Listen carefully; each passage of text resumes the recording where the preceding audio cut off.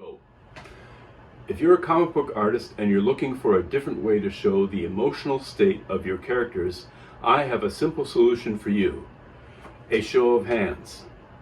Hi, my name is Tim Larsen. I'm the creator of the 1970s era motorcycle comic book Mayfield 8, a 6-part saga you can look up in the notes below to read or buy. I'm also busy working on Mayfield 8's spin-off story, The Banshee's MC, also mentioned in the notes below. Check them out. Okay, learning and mastering hand expressions is extremely useful in comics in several ways. It gets your reader interested in your character's personality using their whole body, not just their face. Hand expressions can be used as an extra tool in your illustration arsenal for when you're running out of room and you can't show the whole body. Depending on how you pose the fingers, a character's hands can express depth and nuance that's hard to pull off with their face alone. And no, I'm not talking about the middle finger, but that could be used too. Lastly, in some cases, the type of hand or fingers, chunky, spidery, gentle, rough, etc., can relay to the reader what kind of character you're showing. I've pulled up several examples in my own comics that show you how hand gestures and poses of hands really add a new dimension to your storytelling. Let's go there now.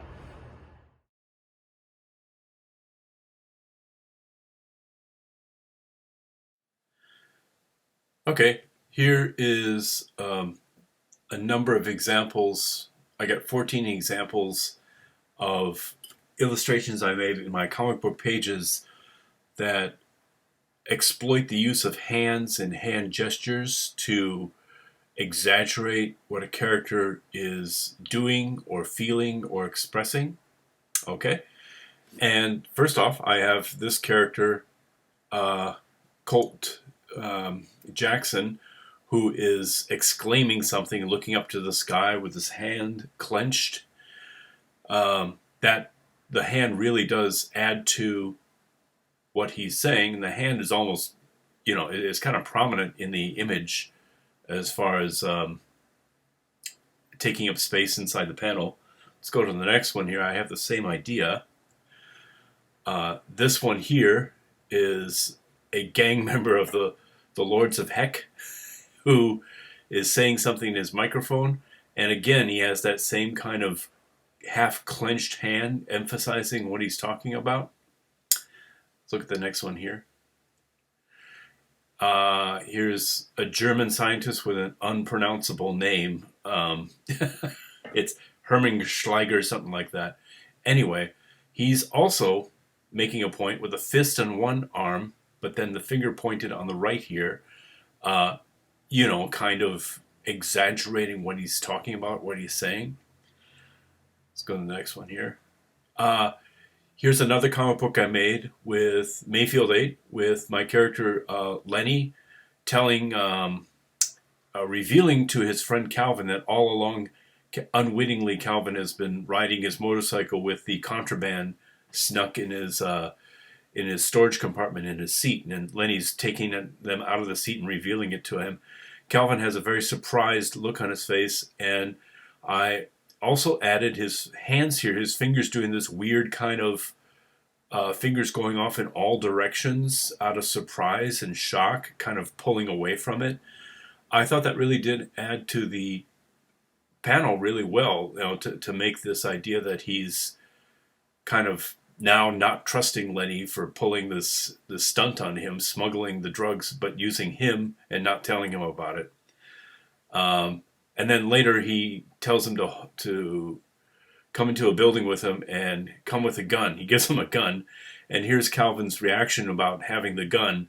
Again, I use the hands to show that he's not really into this now. He kind of wants to back out, but he can't. And the gun is this big, heavy thing, this dangerous thing. And he's not really, he's not hefting it in his hands, taking pretend aim at imaginary targets with it. He's holding it like it stinks, like it's a shit, like it's a piece of shit, like it's a turd, like it smells. He's holding it like it's a piece of garbage, daintily with just a few fingers. And that, again, kind of shows his ambivalence about joining Lenny in his his, um, his illegal activities. This is jumping ahead in Mayfield 8, a different scene. A woman got pulled over by a police officer. She doesn't know why, really, and she's trying her best to talk her way out of a ticket. I think you can read her caption here. I'll take care of that ASAP. I was just heading to see the hospital to see my Aunt Velma. So she's trying to, cast herself as a good person, trying to explain things, a little nervously over-explaining. And a woman over-explaining nervous hands is what I drew here. Again, kind of splayed out and distracting. If her hands were on holding the steering wheel, you wouldn't quite have the same feeling, of this kind of nervous, scared person trying to use her best ability to talk her way out of a ticket. Here's a man, in Mayfield 8, a few issues down in the story. He's at a moral dilemma, moral crossroads. He wants to get closer to this guy that he's attracted to because he's gay. He's a clerk at the motor vehicle department, and he can't really divulge some information, but he'll do it if certain things happen. So he's kind of pondering if he should break the rules or not. And so he's at kind of a crossroads, and that's his hand right there, kind of the hands you would have if you're at the crossroads of a moral decision, if you should be doing something or not. Okay, and then here again is later in the story of Mayfield 8, my hero Calvin, who now, you can see this through the windshield of the car. He's sitting in a Volkswagen, and there's these bikers. These bikers are going to beat him up outside. He has to hide. And he's ducked down. He says, "Keep driving, don't stop." And his hand really does, his right hand right here, really does emphasize how desperate and quickly he needs to hide from the bikers, and it's a dangerous situation. And there has to be some discretion involved here. Okay? And I believe I've reached the end there. Oh, we got a few more. Sorry. Okay. I haven't reached the end yet. Here's another biker who has accidentally caught himself with a chain he was swinging. It's wrapped around his wrist now. He can't let go, and the chain is pulling off of his motorcycle, and he's going to crash bodily, physically into something.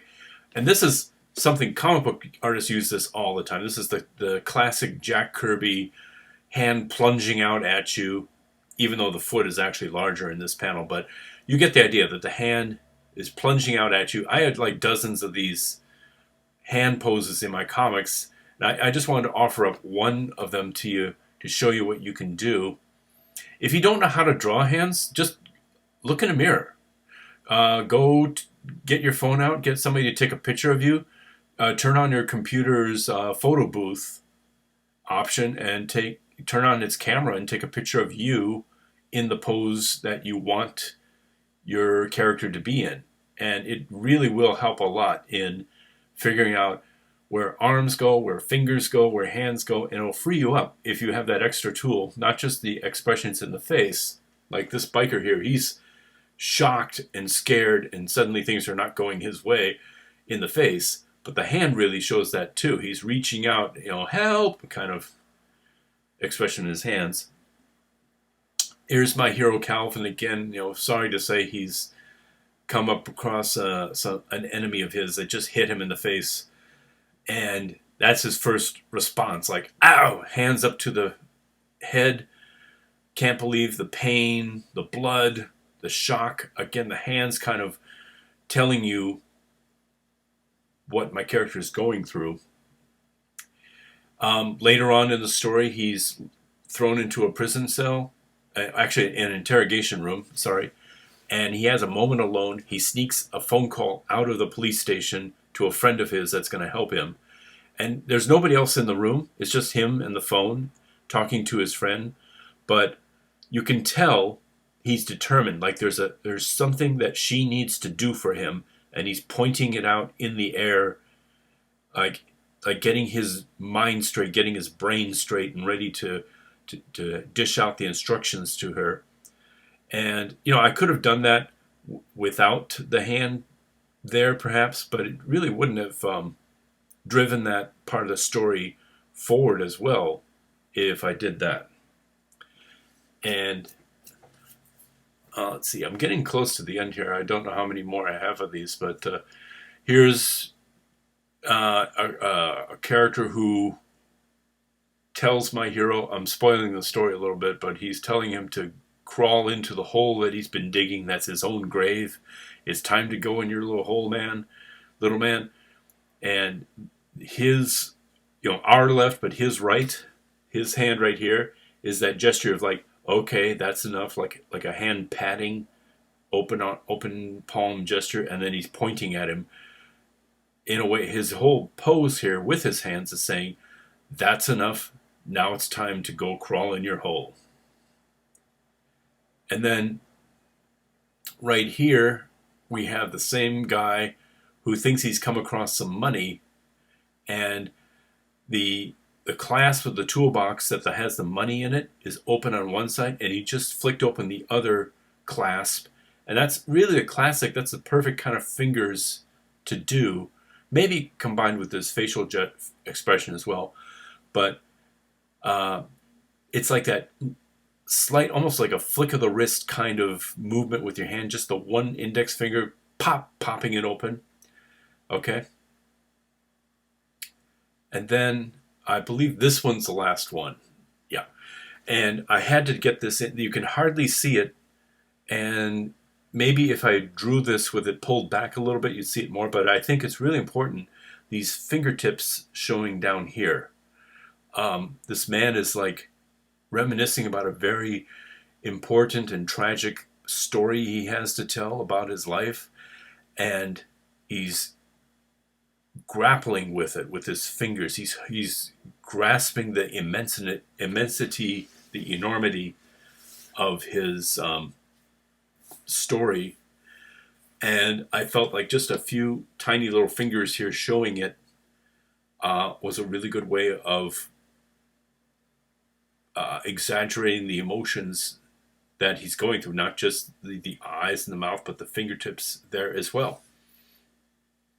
And that's it. Thank you very much for watching. Once again, my name is Tim Larsen. It's been a while since this video, but one of the promises I'm making for you all is to deliver more and more content as the days go by for this new year. Thank you very much. Take care.